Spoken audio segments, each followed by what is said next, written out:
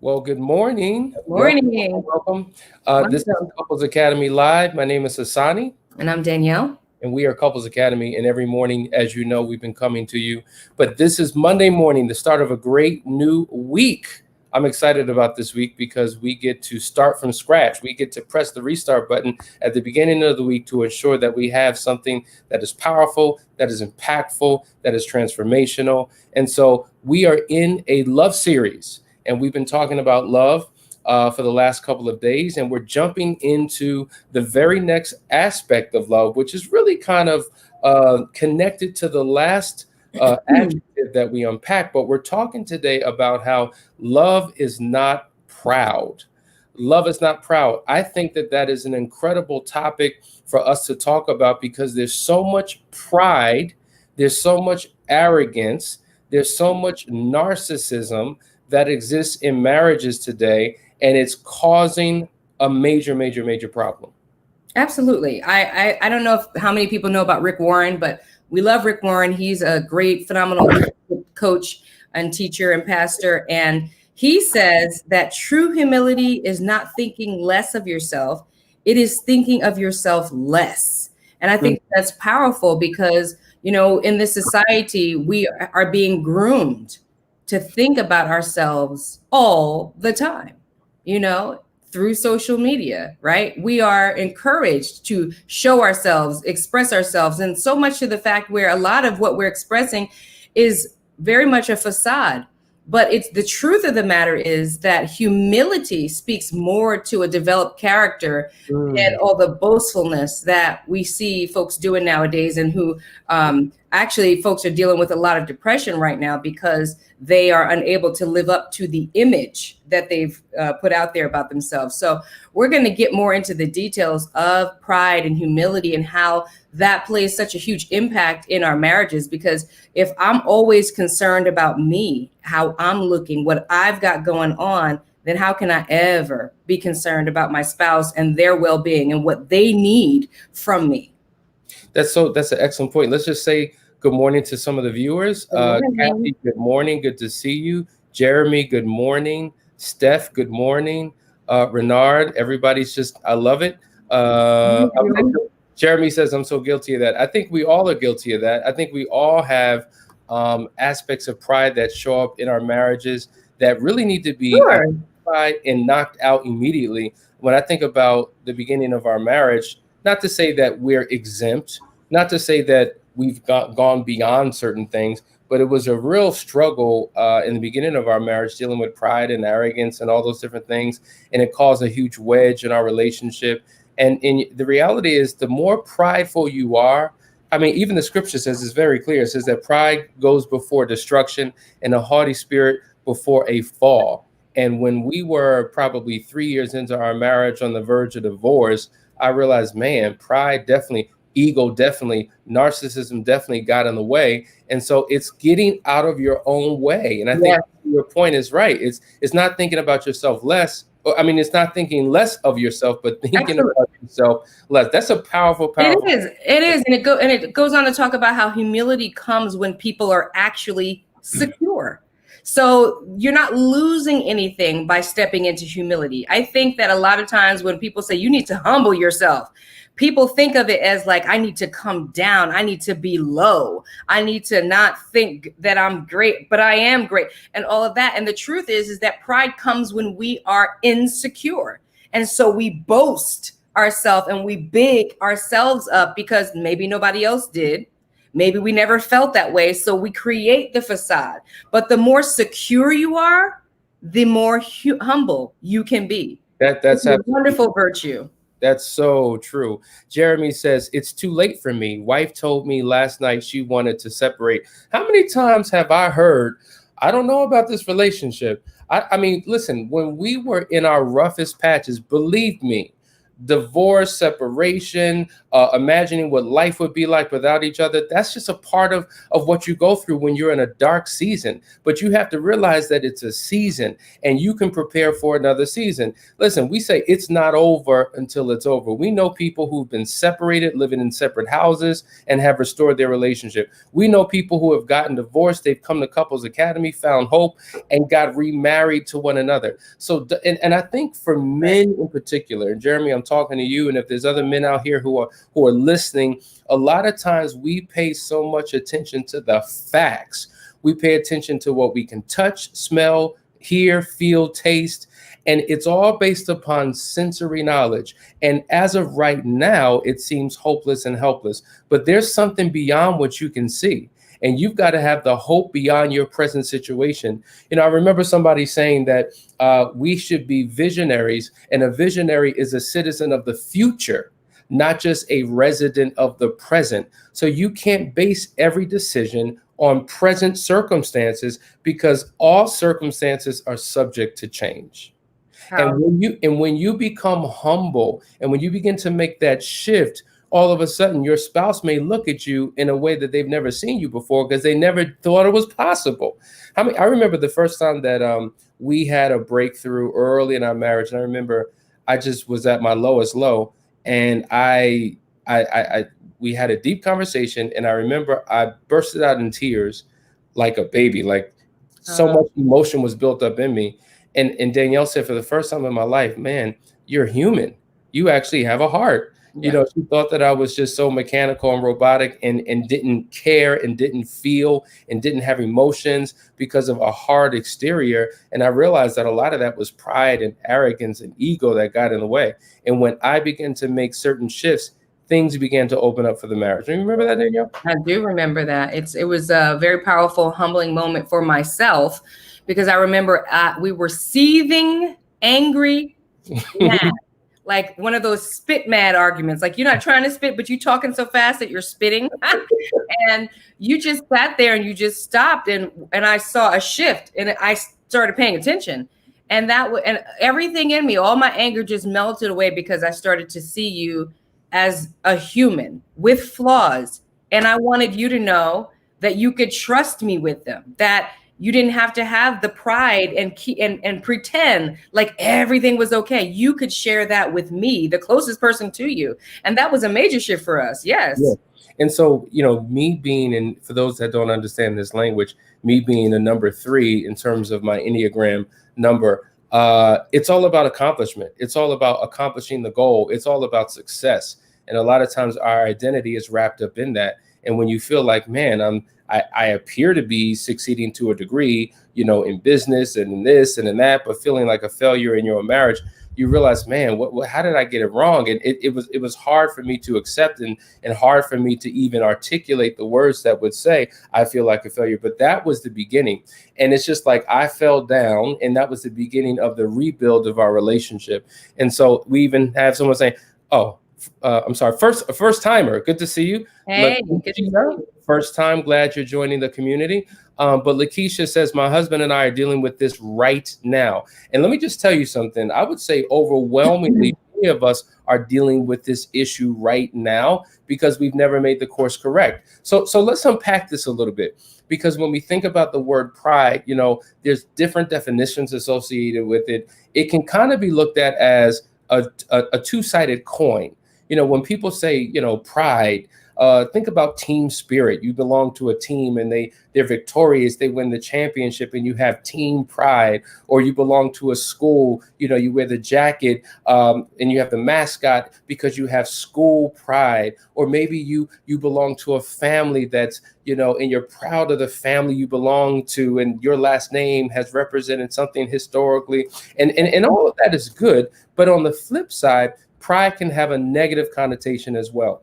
And it's an attitude of having an excessively high opinion of oneself, to be self-important. And when you're self-important and you are haughty, and when you think too much of yourself, you can't help but to think less of others. So thinking more of you is synonymous with thinking less of others. And we see how in marriage it happens between spouses every single day.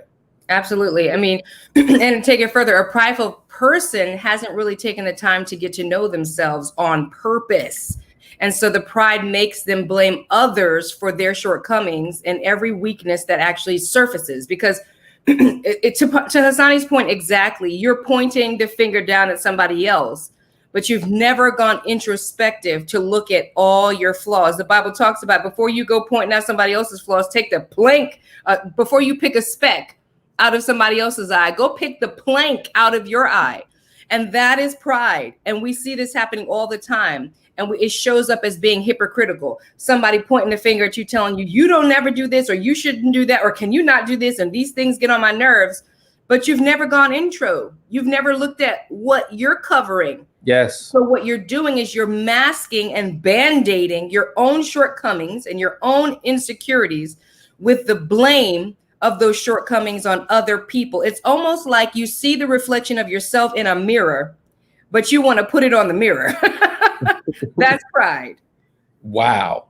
So powerful. So powerful. I hope you're getting something out of this, because I don't want you here watching this thinking about your spouse. I want you to look in that mirror, as Danielle just said, and think about yourself. How are you showing up? Where are your blind spots? Where do you need to course correct in order to change the dynamic of your relationship? Let's jump to some comments. Tanya, good morning, Tanya. Our sister, she says, good morning. This is such a good talk this morning. Witness about the grace of God. There is light on the other side of a dark season. Praise God. And that's so encouraging to hear, because many people are in their dark season and they don't believe that it's possible to get out. But we've been there, and many of you have been there, and you've come out on the other side. And that's why we are encouraged by the testimonies of other people. So while we do want to hear the challenges you're going through so we can speak to it, we certainly want to hear about the awesome things that God has done and what you two have come together to do to overcome challenges in your marriage. We have another comment. Right now, we are separate, but I'm working on me and learning more about what I need to do for me mentally, emotionally, and physically. And I pray that he's doing the same, but I'm not giving up. That's true. And let me just tell you, there are so many people right now that either are experiencing outside of the house separation or an inside the house separation. And when we hear the word separate, oftentimes it is the step right before the final step, which is divorce. And I would say you want to shift that and enter into a controlled separation, which is nothing more than a step back to take a quantum leap forward. And so if you're in that place and you're trying to figure out how to navigate through it, just go to the website couplesacademy.org and set up a discovery call for us, and we can talk about how we can help make that pivot for you so that you can get back into a healthy place within your marriage. The comments are coming in. Thank God for you guys, because I know I'm not alone in this. You are not alone. There's so many people going through the same thing. Yes, look at yourself first. Absolutely, Kathy. I have to be more selfless than selfish. Being selfish has ruined my marriage. That's right. Selfishness. Yes. I was going to say, I remember when we had children, okay, that was the moment where I realized exactly how selfish a human being I am. Like, you know, when you have children, suddenly you have to give it all up, right? You give it all away. And it happens with marriage, but not so much. If you're in a good, healthy marriage, you kind of like the same things, you do the same things. Hassani and I were good. We were traveling and doing things, and the kids came. Yes. And it was, oops, sorry. And it was like, are you still there? I'm still here. Okay. And it was like everything came to a screeching halt, and you begin to realize that you have to sacrifice yourself. And so sometimes that's what it really calls for, y'all, that when we come together in these partnerships and in these relationships, that we're willing to sacrifice some things for the other. That right there. I mean, if you have enough security within yourself, you could put yourself on the back burner for a minute for the sake of someone else, you're on the right path, because humility is something that needs to be cultivated, right? We all have our measure. Like some of us are just humble. Like, you know, that guy or that gal who they just so humble. They're just so humble. But what you don't want to do is take on false humility, right?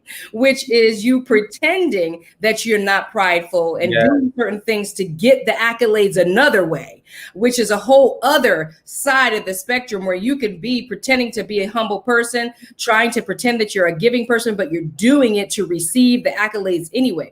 We want to cultivate a healthy sense of humility, which would represent you developing security in yourself.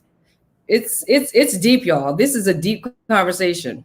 It is, and the security is so critically important. And I think that a lot of people don't feel secure in their marriage, and that's what creates the insecurity. And that's why we have to work through these issues. Man, the comments are coming in. Daniel, check that phone call, see who that was while I read some of these comments. Okay. But we have Tacretia. We are set. It's you know what? I think we opened up a can of worms because so many people are dealing with separations. She says, we're separated now since March, and I'm working on me and getting myself together while praying that he's doing the same.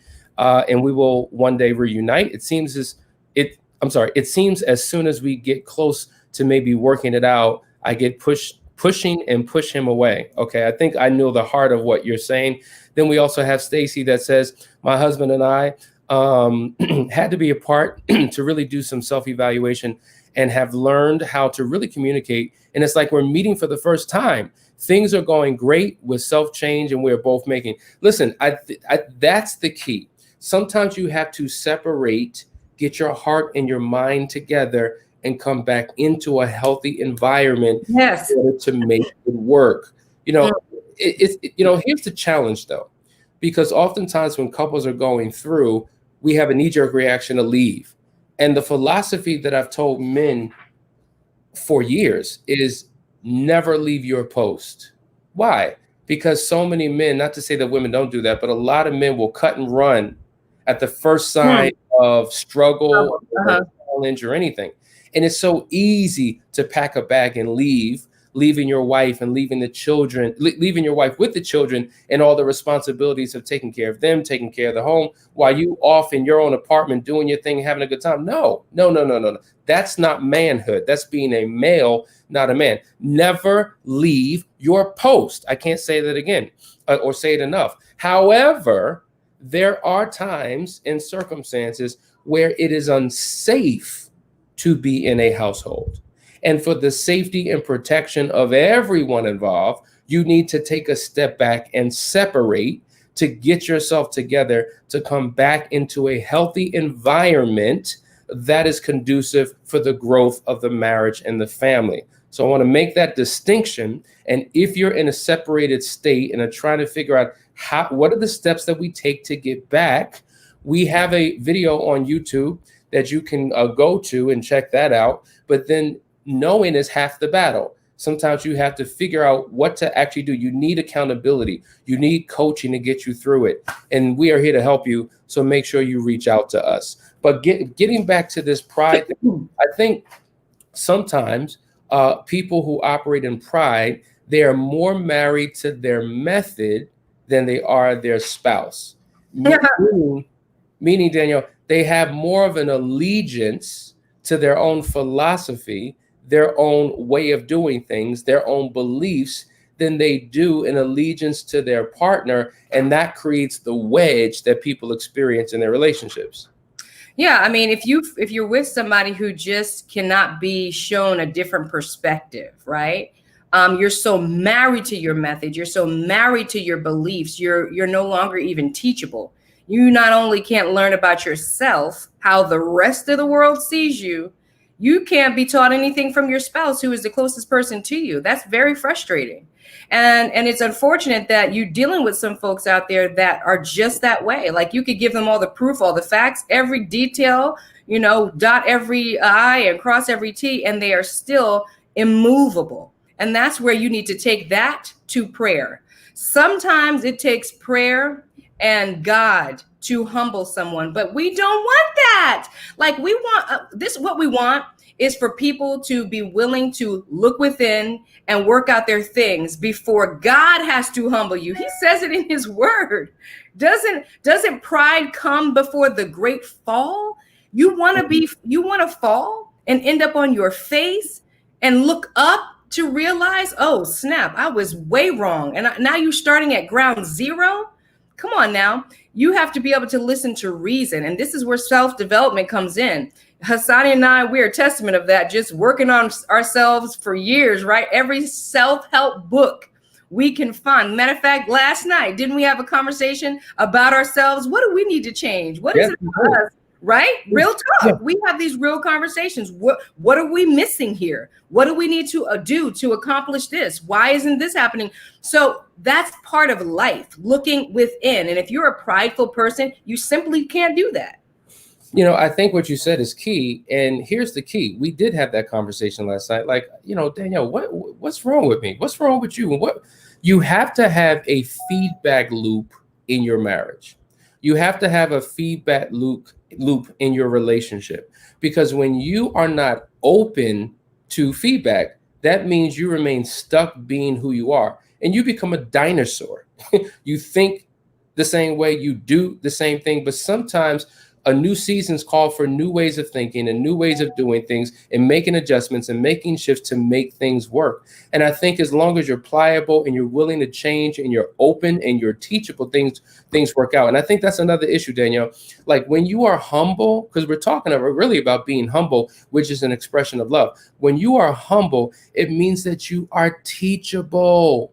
If you're not teachable, that means that you're arrogant and you believe that everything that you believe is the way that it should be. But when you are teachable, it means that you are willing to grow, you're willing to change, you're willing to make shifts. And guess what? You can learn from your spouse. One of the principles we talk about all the time is becoming a student of your spouse and getting your PhD in your partner. But sometimes your spouse can help you learn something about yourself that you weren't even aware of, because your spouse is your mirror. And when you take the time to remove ego and pride and humble yourself and say, babe, show me who I am. Show me how I show up. Tell me what I can do to be a better version of myself. I think that's when things begin to change. Absolutely. Absolutely. What's the next point? Oh, well, hold on. Oh, the next point. There's a scripture in the Bible in first, I think, in 1 Peter 5:5, I think I kind of shared it before, but all of you clothe yourselves with humility towards one another, because God opposes the proud, but shows favor to the humble. Now think about this. Every single morning, you wake up, you get in front of that mirror, you brush your teeth, you put your makeup on, you put your clothes on, and you look into that mirror and you say, mirror, mirror on the wall, who is the fairest of them all? And you want to make sure that you look right and you're clothed right, and that you have all of the visible physical features that make yourself look good. But the Bible's talking about internal clothing, what you put on internally, not just putting clothes on your physical body, but he's talking about character. He's talking about developing your heart and your spirit. And when you clothe yourself with humility, all of a sudden things begin to change and shift. And I think if we brought more humility into the marriage, things would work. We have a lot more comments, if you don't mind. All of you separated or thinking about divorce, do not wait. Call Hassani and Danielle ASAP. You will be amazed. Kathy, I appreciate that. So many people call us as, because they're on the verge of divorce, they're ready to call it quits, and we become like the last chance, the last option. I'm gonna give this one more try, and they're willing to embrace a process, and they're amazed at the transformation and the pivot that comes as a result of that. So these are the things that we must do, guys. We must humble ourselves. It's an expression of love in a relationship. And so as we go through all of these characteristics, you have to understand these are building blocks that you have to put in place. Your marriage needs a healthy foundation. Love has to be the foundation. And now you know that love is more than a feeling. There are times when you feel good, and there are times when you feel not so good. But when you're not feeling not so good, it is not an excuse or justification not to show up the right way. That's not when ego and pride and narcissism, being rude and being impatient and all the things that we've unpacked can now hit center stage because you just don't feel like it anymore. If we base love on feelings, then I think there would be a higher rate of divorce than we have now. I think less people will get married if it was just based upon the feeling. But when you understand the power of God, he's able to anchor you when you don't feel the way you feel you should be feeling in that moment. And so, does that make sense? Oh, yeah. It just makes me think about how some of this pride that we're seeing, it's people coming to an impasse in their marriage over situations. And so they just hold their ground, right? And so it's like the rock, it's like the mountain in their marriage. If we could just break that pride mountain out of the way, then you could see things from my perspective. Then maybe you'd, be able to operate with more humility and less pride. Maybe you would find your security and lack insecurity. Maybe you would be more responsive and less resistant to the things that are being suggested for your life and in your marriage. And I think that it's really a door, like open the door to humility, like crack it. Yeah. How about, let's not say open it. Let's just crack the door to humility and peep out and see all the promises of God on the other side. Then you might have a little bit more confidence to lessen what you need and what you want and what you think is right all the time to hear another perspective. Powerful, powerful. The Power Life. They say, good morning. Just got your book and I already see a change in my husband. Thank you and God bless. Well, we appreciate you getting that book. I believe they're talking about the audacity of marriage. 10 Principles to Lifelong Partnership. If you don't have it, make sure you get it. Tanya, I love the beginning. Tanya says, stubbornness is as witchcraft. She done said something there. She done dropped the mic. When you have stubbornness in your marriage and you remain stuck and unmovable and unwilling to make change and shifts and pivots, then you can leave your partner with no hope. So you've got to be willing to change. Think about metal, right? Metal, steel, right? A lot of times, it's hard. It's and our hearts are hardened. And when you have a hardened heart, it breaks. You've got to be fluid. You've got to be flexible. You've got to be willing to adjust. You've got to be willing to pivot. And that's so necessary in a marriage because, listen, everybody's changing. Seasons are changing. Things that you experience in your marriage are changing. Everything. So if you remain so stuck in being who you've always been, trust and believe, you are setting yourself up for failure. These are things that we're talking about. Pride, and the importance of being humble as an expression of love. So we hope that you got something out of this message today. For those of you who are going through a separation, please reach out to us. For those of you who need counseling, please reach out to us. Continue to tune in every single morning. Listen, go to the Couples Academy YouTube channel and subscribe, click notifications so you're able to get this and share this with other people. You are not the only one going through struggles in your marriage. I guarantee you, when Danielle and I, right before we got married, we were asked the question, can you name 5 couples in your life that you know are in a healthy, wonderful marriage? We struggled at that time to come up with 5. And so the reality is, all of us have a center of influence. All of us are connected to other couples and other families, and you know what they're going through. And they need something to help them overcome the challenges that they're going through. If not just for a bit of hope and inspiration and a willingness to see things from a different perspective, share these videos with them. Let them know about what we're doing so that change and impact can happen in their marriage. I got to jump off, but I do want to let Stacy know the name of the book is The Audacity of Marriage. Okay, so get the book and I will see you all tomorrow. I got to go. I'll see you tomorrow too. Bye. Love you guys. Tune in tomorrow.